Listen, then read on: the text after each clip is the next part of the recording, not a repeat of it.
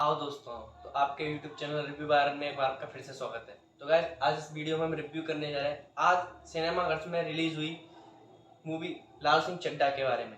तो गाइस, अब तक तो आप सबको पता चल ही चुका होगा कि इस मूवी को लेकर कितना घमासान छिड़ा हुआ है। सोशल मीडिया पर लोग बॉयकॉट कर रहे हैं और डिफरेंट रीजन दे रहे हैं। उसके बारे में हम यहाँ चर्चा नहीं करेंगे, चिंता मत करो। चर्चा हम यहाँ फिल्म के बारे में करेंगे कि फिल्म अच्छी निकली है या फिल्म बुरी निकली है। तो गाइज, इस रिव्यू में हम इसके बारे में बात करेंगे। और हाँ, अगर आप चैनल पर नए हैं और अगर आपको फिल्मों या फिल्मों से जुड़ी बातों या फिल्मों से जुड़े अननोन फैक्ट्स या फिल्मों के रिव्यू देखना पसंद है तो हमारे इस चैनल को सब्सक्राइब करें, बिल्कुल भी देर ना करें। और नोटिफिकेशन बेल भी आप दबा लेना ताकि जैसे ही मैं कोई वीडियो डालूंगा तुरंत आपके पास नोटिफिकेशन पहुंच जाएगी। और अगर वीडियो अच्छा लगता है तो वीडियो को लाइक जरूर करें, अपने फ्रेंड के साथ शेयर करें। तो गाइस देखो, आप सबको बहुत अच्छी तरह पता है कि लाल सिंह चड्ढा जो है वो हॉलीवुड मूवी, या फिर ये बोलूं कि 1994 में आई Oscar winning Hollywood movie Forrest Gump की ऑफिशियल रीमेक, सॉरी रीमेक नहीं, जो फिल्म मेकर्स ने जिस बात को बताने के लिए फिल्म के स्टार्टिंग में 5 मिनट का डिस्क्लेमर दिया है इंग्लिश में और हिंदी में। 5 मिनट तक उस डिस्क्लेमर को ही वो वॉइस ओवर के थ्रू समझाते हैं ताकि अगर ऑडियंस ना पढ़े ना तो भाई सुन ले, उसको मजबूर कर दिया जाता है कि सुनो सुनो भाई सुनो। तो उनका कहना है कि ये रीमेक नहीं है, ये एडेप्शन है।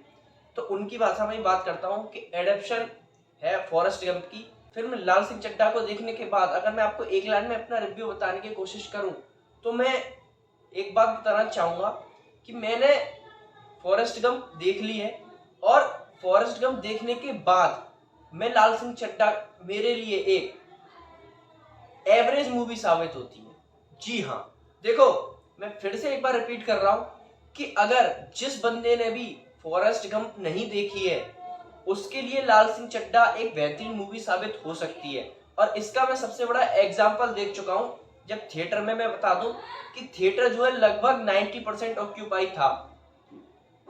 तो शायद मुझे नहीं लगता कि जितने भी लोग उस वहां बैठे थे मोस्टली फैमिली ऑडियंस थी। तो मुझे नहीं लगता कि कुछ शायद होंगे 2 या 3% लोग ऐसे होंगे जिन्होंने फॉरेस्ट गंप को देख रखा होगा लाल सिंह चड्ढा देखते टाइम मेरी तरह। वरना मोस्टली लोगों ने फॉरेस्ट गंप ये किस मूवी की रीमेक है ये भी उन्हें तभी पता पड़ा होगा जब वो डिस्क्लेमर में बताया जा रहा था। तो उनके लिए वो मूवी बहुत अच्छी साबित हुई। जैसा कि फिल्म जब खत्म हुई थी तो मेरी बगल वाले बैठे हुए एक व्यक्ति ने बोला था कि भाई आमिर खान ने इसमें मजा डाल दिया, बेहतरीन फिल्म बना के दी है। खैर, वो तो हम जानते हैं जिन्होंने फॉरेस्ट गंप देखी है और लाल सिंह चड्ढा भी देखी है, उन्हें पता होगा कि क्या कमियां इस फिल्म में रही। तो बात करता हूं आगे। तो देखो गाइस, जैसा कि मेकर्स बताते हैं कि ये एडेप्शन है, तो मैं आप लोगों को बता दूं कि जो जहां जहां एडेप्शन है, यानी कि जहां जहां उनकी भाषा में बोलूं कि जहां जहां स्टोरी को जो का तो छापा है वही अच्छा निकला है। वरना जहां भी इंडियन फ्लेवर के चक्कर में उन्होंने अपनी कलाकारी दिखाई है वहां फिल्म ने नैया ही डुबोई है। अब देखो, मैं बात करता हूँ सबसे पहले फिल्म की स्टोरी की। तो देखो, फिल्म की स्टोरी वही है जो फॉरेस्ट गंप की थी कि कम आईक्यू लेवल का एक बंदा होता है, वो अपनी लाइफ के जो इंसिडेंट हुए होते हैं उनको रिकॉल करता है और हमें फिल्म जो है जिगजैग फॉर्मेट में, कभी फ्लैशबैक में कभी प्रेजेंट में आती हुई दिखती है।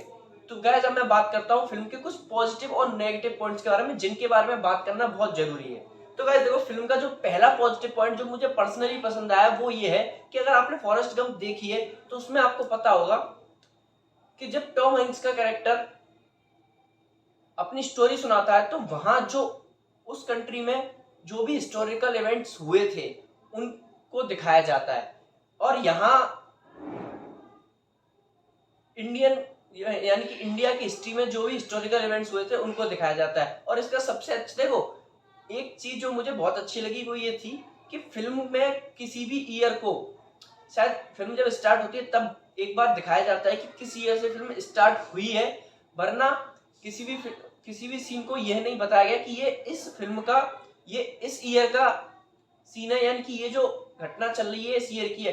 इवन उस ईयर को समझाने के लिए उस साल हुआ कोई भी इंडियन हिस्टोरिक इवेंट को दिखा दिया जाता है। जैसे कि मैं आप लोगों को बता दूं कि सुष्मिता सेन मिस यूनिवर्स बनी थी शायद 1994 में। तो 1994 में जो कहानी चल रही होती है उसको बताने के लिए सुष्मिता सेन का जो मिस यूनिवर्स का जो उन्होंने खिताब जीता था उस फुटेज को उसमें दिखाया जाता है, ताकि लोगों को ये समझ में आए कि ये जो स्टोरी चल रही है ये 1994 के टाइम की चल रही है। तो जैसे इंदिरा गांधी की मौत, अमृतसर में स्वर्ण मंदिर पर आतंकी हमला और बहुत सारे जो भी हिस्टोरिकल इवेंट हुए थे वो सब हमें इसमें देखने के लिए मिलते हैं। तो ये चीज जो थी इंडियन फ्लेवर में हमें देखने के लिए मिलती है और हम उनसे कनेक्ट भी होते हैं, क्योंकि भाई हमें मोस्टली उनमें से जो बहुत सारी चीजें हैं, बाबरी मस्जिद का तोड़ा जाना, ये सब हमें पता है, तो हम इनसे अच्छी तरह कनेक्ट हो जाते हैं और हमारे लिए अच्छा वर्क भी करती है। दूसरी चीज, अगर मैं दूसरे पॉजिटिव पॉइंट की बात करूं तो भाई दूसरा पॉजिटिव पॉइंट है फिल्म की सिनेमेटोग्राफी। यानी कि मैं अगर बोलूं कि कुछ सीन्स, कुछ लोकेशंस इतने बेहतरीन निकल कर आए, इतना बेहतरीन कैमरा वर्क और उन्हें इतनी अच्छी तरह से कैप्चर किया गया है कि भाई देखते ही बनती हैं।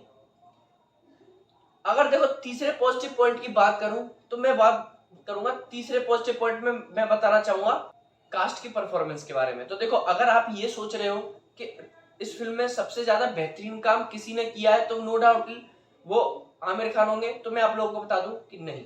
जी हाँ, इस फिल्म में अगर सबसे बेहतरीन काम किसी ने किया है तो वो है मोना सिंह। यानी कि देखो अगर आपने मेरा लाल सिंह चड्ढा का ट्रेलर रिव्यू देखा था तो मैंने उसमें भी ये बात बोली थी कि ये जब फिल्म रिलीज होगी तब पता चलेगा कि मोना सिंह आमिर खान से 18-20 साल छोटी हैं, लेकिन फिर भी उसके बाद भी वो उनकी माँ के कैरेक्टर में हमें कितना कन्विंस कर पाती हैं। लेकिन देखो मैं ऑनेस्टली ये बताना चाहूंगा कि उनका मेकअप जितना बेहतरीन है उतनी ही बेहतरीन उनकी एक्टिंग भी इस लेवल की रही है कि मैं तो भाई पर्सनली कन्विंस हो गया उनको आमिर खान की माँ के कैरेक्टर माँ मानने में। मतलब वो पूरी तरह हमें इम्प्रेस कर जाती है, कन्विंस कर जाती है कि हाँ इतना छोटे एज की एक एक्ट्रेस इतने एजेड और इतने सीनियर एक्टर की माँ का इतना कन्विंसिंग रोल भी प्ले कर सकती है। बात करूं उसके बाद, अगर मैं एक्टिंग की बात करूं तो उसके बाद जो एक्टिंग निकल के आती है वो निकल के आती है आमिर खान की। देखो आमिर खान इसमें नंबर 1 नहीं रहे, क्यों? देखो एक चीज जो मेरी समझ में नहीं आई वो ये थी कि कोई भी एक ऐसा बंदा जिसका लो आईक्यू है वो हर समय एक जैसा फेस कैसे बना के रख सकता है। मतलब आंखें बड़ी बड़ी, चेहरे पे स्माइल, हर समय हर बात पर वो ऐसा ही फेस कैसे बना के रख सकता है? अगर देखो बना के रख सकता है तो उसको ये जो प्रॉब्लम है, उसका ये जो भी इशू था वो उसका बचपन से होना चाहिए था, लेकिन बचपन में उसको ऐसा कोई इशू नहीं था। बचपन में वो हर सिचुएशन के हिसाब से अपना फेस एक्सप्रेशन चेंज करता था, लेकिन जब वो बड़ा हुआ तो उसका हर सिचुएशन में, हर कंडीशन में एक ही फेस एक्सप्रेशन है। तो ये जो चीजें थी ये खटकने वाली थी। और आमिर खान का जो कैरेक्टर, जो मैं अपने ट्रेलर रिव्यू में बता चुका हूं कि हम उन्हें उनकी पीके और समर यानी कि धूम 3 और पीके के कैरेक्टर की याद दिलाता ही है। हालांकि कई सारे सीन्स में नजर आता है कि उन्होंने अपने इस कैरेक्टर को यानी कि लाल सिंह चड्ढा के कैरेक्टर को अपनी उन दोनों फिल्मों से हटकर निभाने की कोशिश की है, उनकी कोशिश साफ नजर आती है। लेकिन क्या करें कि हम ना चाहते हुए हमें वो सीन्स, वो कैरेक्टर्स याद आ ही जाते हैं। तो गाइस अब मैं बात करता हूँ फिल्म के म्यूजिक की। तो देखो फिल्म का म्यूजिक जो है उसके 2 गाने तो मुझे पहले से ही अच्छे लगे और उन्हें मैंने थिएटर्स में भी एंजॉय किया। एक कहानियां सॉन्ग जो कि फिल्म की स्टोरी जब फिल्म शुरू होती है उसके साथ साथ आता है, और दूसरा वही कि फिर ना ऐसी रात आएगी। तो वो जो सॉन्ग है वो उसकी जो प्लेसिंग है वो इतनी बेहतरीन है कि वो जिस सीन पर, वो जिस सिचुएशन पर वो सॉन्ग चलता है एकदम मजा आ जाता है। अब मैं चलता हूँ फिल्म के कुछ नेगेटिव पॉइंट्स की तरफ। तो गाइस देखो फिल्म का सबसे पहला नेगेटिव पॉइंट तो ये आता है कि आमिर खान के कैरेक्टर में जब हाँ ये वाली जो हर सेंटेंस के बाद, हर लाइन के बाद उनकी ये जो इसमें जो उनका प्रॉब्लम दिखाई गई है, ये कुछ टाइम तक तो फिल्म जब शुरू होती है, जब उनका कैरेक्टर इस तरह की हरकतें करता है तब तक तो ठीक लगती है, लेकिन थ्रू आउट पूरी फिल्म एक पॉइंट ऐसा आ जाता है कि जहां जाकर फिल्म में आपको ये चीज सबसे ज्यादा इरिटेट करने लग जाती है। दूसरी चीज देखो, फिल्म जो है फर्स्ट हाफ तक अच्छी खासी चल रही थी, लेकिन इंटरवल से कुछ देर पहले एक सीन ऐसा आया जिसने पूरी फिल्म का बेड़ा गर्क कर दिया। अब वो मैं आपको बता देना चाहता हूं खुल के, हो सकता है आपके लिए स्पॉइलर हो, लेकिन हो जाता है तो कोई प्रॉब्लम नहीं। कि अगर आपने फॉरेस्ट गंप देखी है तो उसमें आपको पता होगा कि जब युद्ध होता है तो उसमें जो लेफ्टिनेंट डैन होते हैं वो अपना पैर खो देते हैं, अपने दोनों पैरों को खो देते हैं, घायल हो जाते हैं, और उसके बाद वो जो टॉम हैंक्स का जो कैरेक्टर होता है वो उनके साथ बाद में सेकंड हाफ में जाके बिजनेस वगैरह करता है और पैसे कमाता है। लेकिन यहाँ कितना अच्छा काम किया है मेकर्स ने, हमारे जो भी राइटर्स हैं उन्होंने, कि इस फिल्म में उन्होंने जो इस फिल्म के जो उनका जो सीनियर था उसको नहीं बचाया, उन्होंने किसको बचाया, यानी कि लाल सिंह चड्ढा का कैरेक्टर बचाता है युद्ध में टेररिस्ट को। उसके बाद उसके पैर चले जाते हैं, उसके बाद सेकंड हाफ में जाके वो उस टेररिस्ट के साथ मिलके पैसे कमाते हैं, बिजनेस करते हैं। भाई साहब क्या क्या करना चाह रहे हो, मतलब आपको समझ भी है कि आप क्या दिखा रहे हो, कि जाओ टेररिस्ट के साथ जाओ, पार्टनरशिप करो, पैसे कमाओ। भाई साहब मतलब वही मैंने फिल्म के स्टार्टिंग में इसीलिए कहा था, वीडियो की स्टार्टिंग में इसलिए ही मैंने ये बात बोली थी कि जो सीन एडप्ट की है ना वही बेहतरीन है। जहां तुमने अपनी कलाकारी घुसा दी थी ना, इस सीन में अपनी कलाकारी घुसाई और सबसे ज्यादा बाह्य सीन क्रिएट करके रख दिया भाई साहब।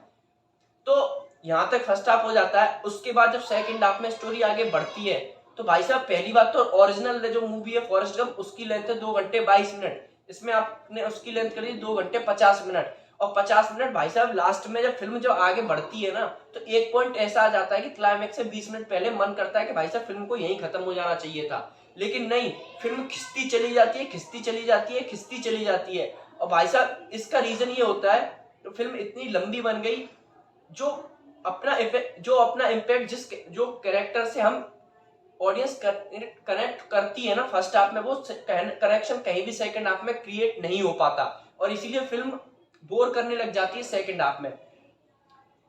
बात करूं ओवरऑल, अगर मैं फिल्म का सबब बताने की कोशिश करूं तो गाइस मैं ये बोलूंगा कि अगर देखो बॉयकॉट का जो ट्रेंड चल रहा था उसको साइड हटाओ, तो मैं एक बात बता दूं कि भाई अगर बॉयकॉट का ट्रेंड नहीं चल रहा होता ना तो फिर भी इस फिल्म का हिट होना तो मुश्किल ही था। क्यों? क्योंकि देखो अब तो बॉयकॉट का बहाना मिल ही जाएगा कि बॉयकॉट किया था इसलिए फेल हो गई, लेकिन मैं सच बताऊं कि आमिर खान इतने समझदार एक्टर है, उनको मिस्टर परफेक्शनिस्ट कहा जाता है बॉलीवुड का, लेकिन फिर भी उन्होंने, मैं अगर बोलूं तो उन्होंने मुझे उनका जो काम है इस फिल्म में उस लेवल का लगा ही नहीं जिसके लिए वो जाने जाते हैं, जो उनसे एक्सपेक्टेशन रहती है कि हर काम वो एक परफेक्शन के साथ करेंगे। क्योंकि उनके काम में उनकी देखो, इवन मैं पर्सनली एक बात और मेंशन करना चाहूंगा कि मुझे एक दो सीन, इक्का दुक्का सीन ऐसे लगे जहां मुझे महसूस हुआ कि उन्होंने उस पर्टिकुलर सीन पर बिल्कुल वही एक्सप्रेशन, वही एक्टिंग, और इवन अगर मैं सीधे शब्दों में बोलूं कि कॉपी करने की कोशिश की थी, एक्सप्रेशंस को कॉपी करने की कोशिश की थी टॉम हैंक्स के, जो टॉम हैंक्स उस सीन में पर्टिकुलर फॉरेस्ट गंप में करते हैं, वही सीन को कॉपी करने की कोशिश की थी। तो भाई आमिर खान जैसा एक्टर अगर ऐसे काम करेगा इस तरह, उनसे ही एक्सपेक्ट बिल्कुल नहीं होता।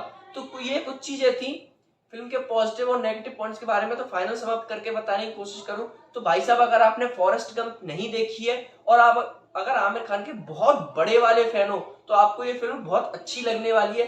बाकी अगर आपने फॉरेस्ट गंप देख ली है तो भाई ये फिल्म आपके लिए वर्क नहीं करेगी। तो गाइज आशा करता हूं आपको वीडियो पसंद आया होगा और चैनल को आपने सब्सक्राइब कर लिया होगा।